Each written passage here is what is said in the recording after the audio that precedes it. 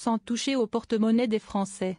Dans la nouvelle ère qui s'esquisse face à un rapprochement entre les États-Unis et la Russie, potentiellement aux dépens de l'Europe et de l'Ukraine.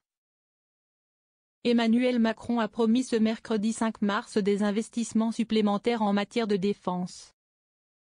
Mais le chef de l'État a déclaré que cela se ferait sans que les impôts ne soient augmentés.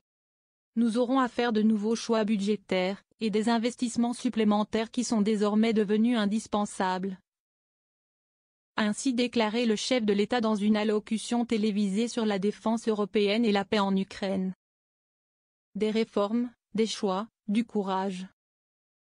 Ce seront de nouveaux investissements qui exigent de mobiliser des financements privés, mais aussi des financements publics, sans que les impôts ne soient augmentés.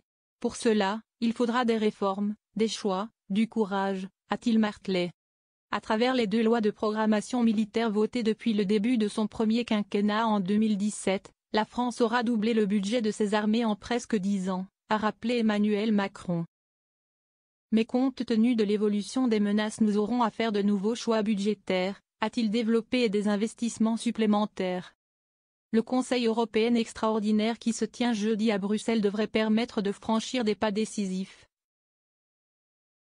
Proposé depuis plusieurs années par la France, a-t-il expliqué, notamment que les États membres puissent accroître leurs dépenses militaires sans que cela soit pris en compte dans leur déficit. Il devrait aussi proposer que des financements communs massifs soient décidés pour acheter et produire sur le sol européen des munitions, des armes, et des équipements parmi les plus innovants.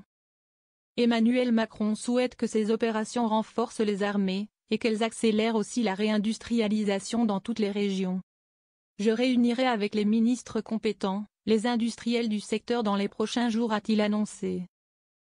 Au total, le moment exige des décisions sans précédent depuis bien des décennies.